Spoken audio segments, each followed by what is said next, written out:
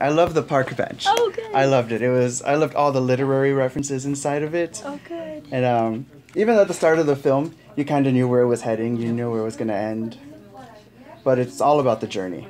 Right. So did you ever consider a different ending for it? Maybe more melancholy, a little bit sadder? I did. It's funny. I've been asked that almost at every Q&A I've had. Yeah.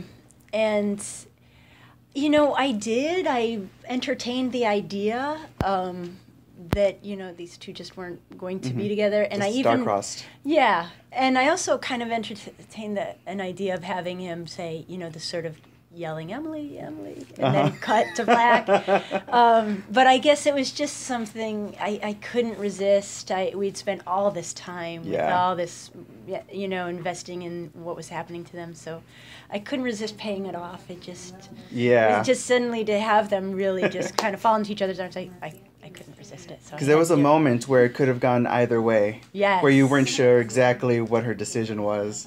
No, right. Yeah. Exactly. Yeah. And it really... I mean, hopefully, even though we kind of know we're going there, I mean, it's still, I think it still lays out the possibility that, hey, we could end this any time here, you know, once that last scene comes. And so it could really have gone the other way, in which case I'm glad. So people are wondering until the last minute. Yeah, we're all wondering to the last minute. I was like, wait, is this going a different direction than what I originally anticipated? Yeah. So with all the literary references, are there any you wish you could have put in there? Oh, that's a great question. Because there's so many that you use. Yeah. Like, not just love stories, but also you put the Great Gatsby in there, which I loved. Yeah, good. You know, I really started by kind of combing through a kind of literature 101 type American lit. What do students, I mean, I studied literature in school, but I had to remember what are people learning, you know, and I kind of looked through all these curriculum throughout in different colleges, kind of that first level American Lit class. So and from there it kind of made sense. So this is a different question, but I'll just say the ones that you do ask or the ones that that do end up in the film just really made sense to me, that there's you know, that I just think it's interesting because I think women really have a soft spot for Gatsby, right? Yeah. And then I do too. Yeah, I know. But then I thought, what would his take be on it? You know, maybe what interesting is if it's the American dream. You know, what is his take on it? So I thought that was sort of, you know, interesting that he twists Gatsby around in a whole different way. And that was one of my favorite scenes where you tied in Gatsby as a setup for him to talk about his cultural background. Yeah. That was one of my favorite parts. Oh, good. So I have, let's see. So, because you talked a little bit about the American dream. Which one do you think is closer, Mateo's view or Gatsby? Oh, golly, that's a great question. Oh, my goodness. Ultimately, I'm just a filmmaker. I'm not a literary expert. But I mean, just personally. But personally, you know, I've always had this affinity for Gatsby, but I've never really considered till I started writing that. Oh, gee, there's something kind of spoiled or something sort of twisted in his view. Now, in essence, that's what this book is about, right? He gets twisted around. But doesn't Mateo make a good point for saying, hey, listen, this American dream's happening all the time. People are moving here and working hard and raising their children. So in a way, I think he has a really valid point. So I don't think he's too far off. Let's see.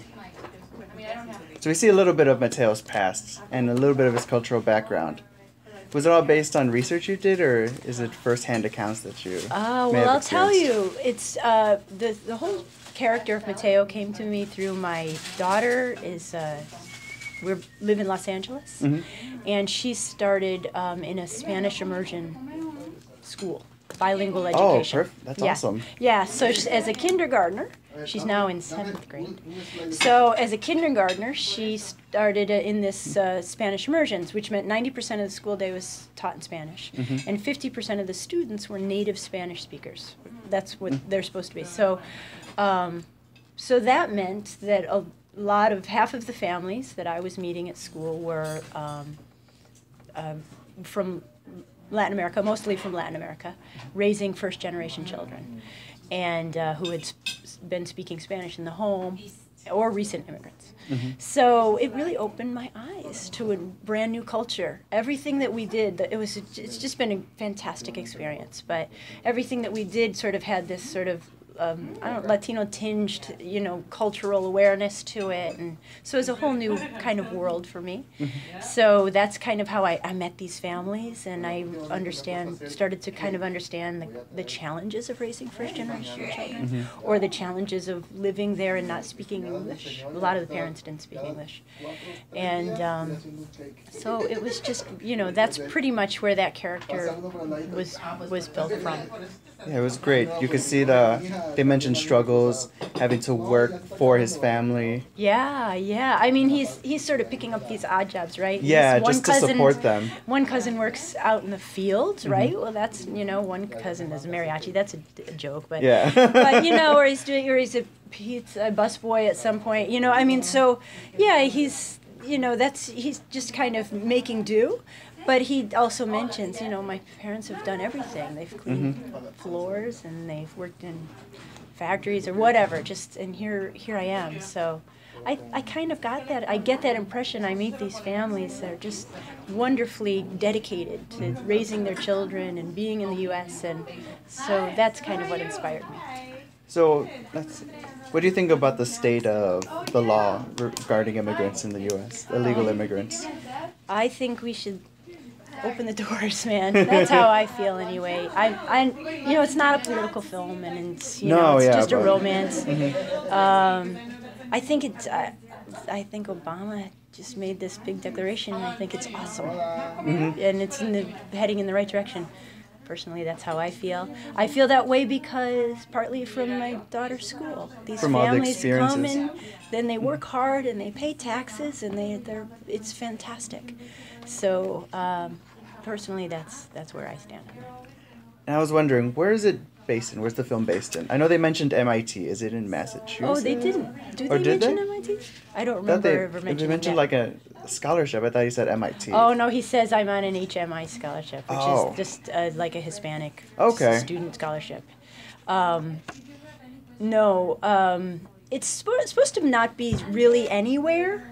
But also everywhere? But it could be like anywhere. Evergreen just... Yeah, okay. But the thing is, it is somewhere where you can meet outside from January to June. So not in Chicago. It's not Chicago, and it's not from New York. It's not from New York either. It's not New York either. But it could be an LA, kind of situation, which is where I shot it. But I thought it could be Texas. It could be really anywhere that's relatively warm.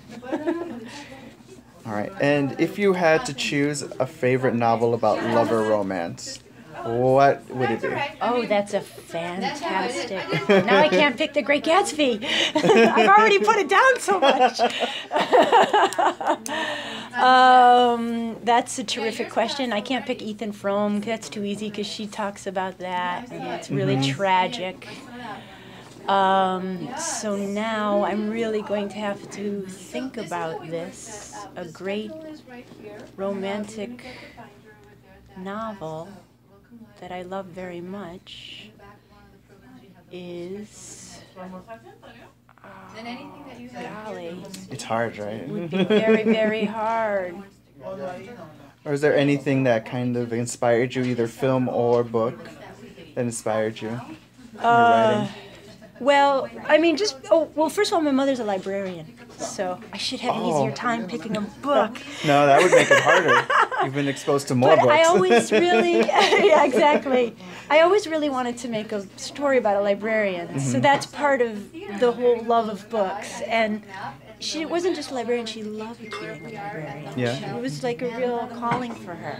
So I just thought it would be great to have a character, I don't know, who wasn't in the middle of millennial angst, or anything, who wasn't, and she totally knew. Yeah, she had a clear vision for her life. Yeah, exactly, and it didn't have to do with fame or celebrity or anything. No, just something she loved. Yeah, something she loved. So in that way, that's what I really wanted to show, and she found this niche for herself. So she's based on your mother? Yes, except for she's not, because my mother's not neurotic. Not OCD like that. or anything? No, that's all me. But she's an homage, if you will, an homage, yes, to my mother. Yeah, absolutely. All right. So the scenes with animation, they gave the film kind of a storybook, fairy tale quality. Yeah. Was that your intention? Yeah, I think the the movie unfolds a bit like a book. I think there are sort of like chapters, and I just always thought. Well, it's interesting. I've only made shorts. This is my first feature. Okay. But I kind of have something that I do in all my shorts, which is at some point somebody has a monologue that reveals something about themselves. Mm-hmm. And I thought, it almost ended up being like, what if a movie was full of these monologues that revealed something about themselves? And they're told little stories inside the film. Exactly. Yeah. So there's kind of story within the story.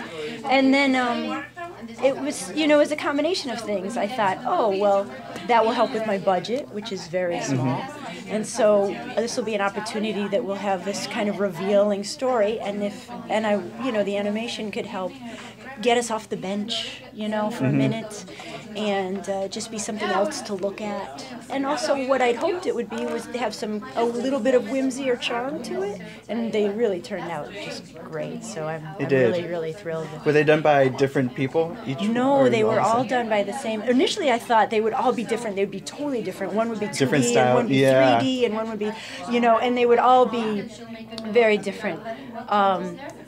But then I found this animator. She actually lives in Georgia, the country of Georgia, Tbilisi, Georgia. Wow. And she just really seemed to get it, even though her English there is was a limited. language barrier. Yeah. But she's really, I would send these really crude, awful storyboards, and I can't draw a thing. But she would, I would send her things that, as a reference, a lot of reference material for each one. Tim Burton for the first one, even though it doesn't go there really, but it's kind of that. And, each one. So she sort of took it. And then, it was sort of a budget thing. It was very hard to find somebody that's really talented. Yes. That I had for my budget. So once I found her, I just thought, oh, she's terrific, and why not? Let me just have her do that. All of them. Yeah. So it worked out. Would you ever consider directing a full animated film? Oh, that's so funny.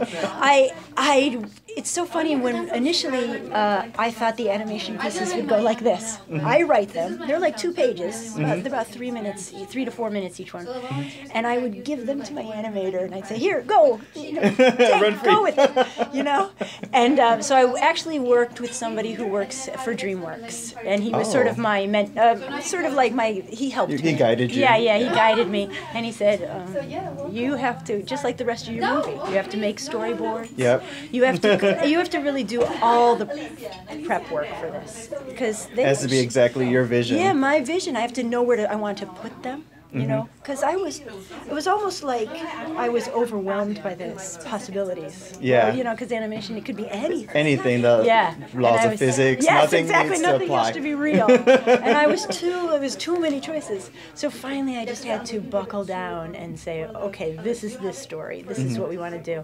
So let's have her do this and then this, or whatever the characters were. And so then I did these very rudimentary storyboards and sent them, and she would send me character designs back, and I would sign off on them eventually, after some tweaking.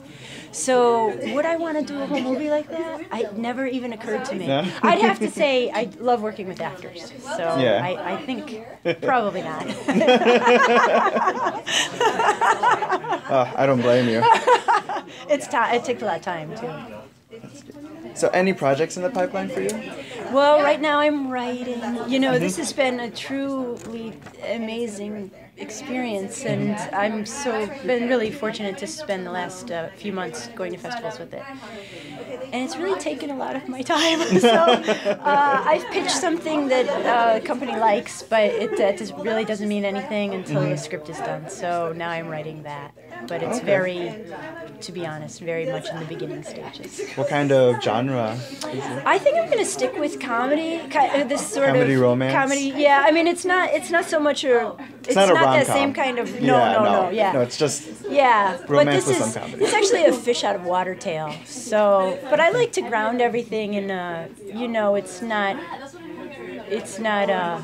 Did you ever see the movie Local Hero? Do you know that film from Scotland? No, I don't think so. Anyway, there's everything is.